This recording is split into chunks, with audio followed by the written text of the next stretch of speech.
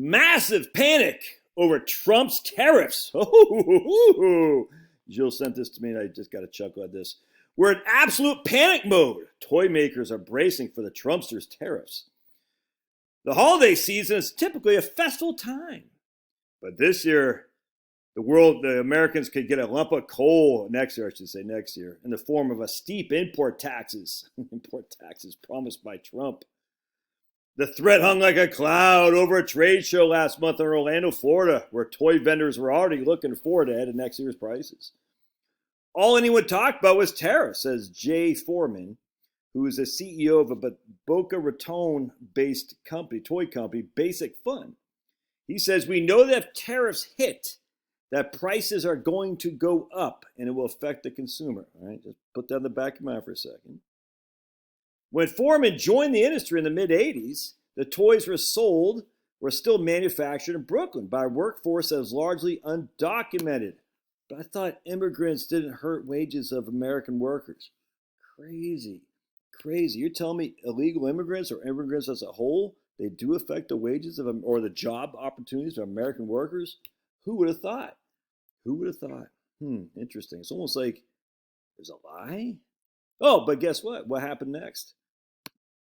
Oh, production soon shifted overseas, first to South Korea and eventually to China, which today dominates the global toy industry. So we get to buy this cheap stuff made in China. Has it actually made our country more secure? I'm just throwing it out there. So we outsource all of our production. We lose jobs. We get illegal immigrants to take those jobs. Then we take those jobs from the illegal immigrants and we give it to who? We give it to Chinese, basically slave labor. Great. Foreman's company sells a wide variety of toys, Lincoln Logs, Tinker Toys, and all that stuff. Okay. He worries that a 60% tariff on China-made products that Trump promised would raise prices and cut into sales. Toy companies might absorb some of the cost, but most will be passed on to consumers. You're going to see a $30 Tonka truck become a $30 Tonka truck. The price on many things that consumers buy in places like Walmart and Target will spike.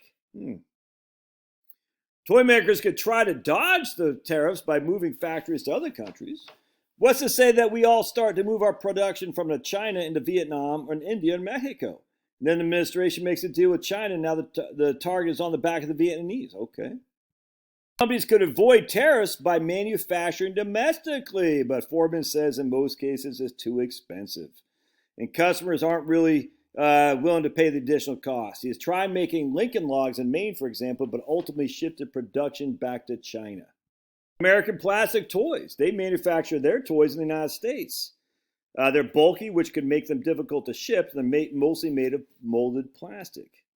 Having factories in Michigan allows the American Plastic Toys to deliver quickly, and they won't have to deal with the tariffs. The worst thing you can do as a big realtor is have empty, unproductive shelf space. A tax on imported toys might give this guy's company an advantage over foreign companies, but he's not banking on that. So what's wrong with that scenario, this thing? What's wrong with this? Where's the evidence of it? I just want to know. Again, we have the McKinley Tariff Act of 1890. We have the Fordney-McCollum, I can't remember, of 1922. We have Smoot-Hawley in 1930. And none of those tariffs left a massive inflation, massive price hikes. In fact, Smoot, I think his name is Fred Smoot, was a senator from Utah who was explicitly in the backs of the sugar industry. They wanted massive tariffs on sugar. They got it. What happened to the price of sugar? It went joot, joot, joot, joot, joot. It fell. But what did they say was going to happen? There'd be massive price increases on sugar. But Josh, don't you know what happened in the Great Depression? Okay, what happened in the 1922 tariffs? How come that didn't cause massive hikes? I don't know. I get it. It seems very seductive that tariffs cause inflation. But if the evidence isn't there, or if the evidence is just shoddy, it's not correlation equals causation. You can't say that. Now, people say, but Josh, economics all agree. Yeah, they all agree minimum wage is bad too. But guess what Henry Ford did? He had a minimum wage, $5 a day. What did that do to the middle class? A lot of people would say that helped the middle class in Dearborn, Michigan. And then we look at what happened in Russia. The Russia amendment modeled our Henry Ford factory line. In fact, Henry Ford sent, well, he didn't specifically, but the Russians tried to gather a bunch of people from the United States to come help them build. Anyway, the point being is just because all economists agree doesn't mean these people are right. we've been so negative on tariffs for so long. We haven't tried anything of any significance at all because everyone's like, oh, economics agree. Maybe these economists don't know what they're talking about. Maybe they're just all preaching from the same Paul Samuelson book. You see what I'm saying?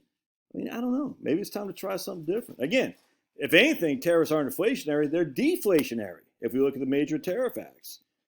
I mean, just there's no other way to look around that. We can see massive tariffs and followed by zero GDP growth or small GDP growth, but more so GDP deflation. So I don't know how you can say tariffs equal higher prices. You just can't. They say, well, not maybe specific to the economy, but specific to the product. And then you just look at the prices on sugar. It did not happen. Sugar prices went down significantly in the 1930s after sugar prices got a massive tariff spike. Tariff increase, I should say. Anyway, something to think about. Who knows? I don't know. But maybe it's time to try something different. That's what I'm throwing out there. But, these guys, God bless. We'll see you.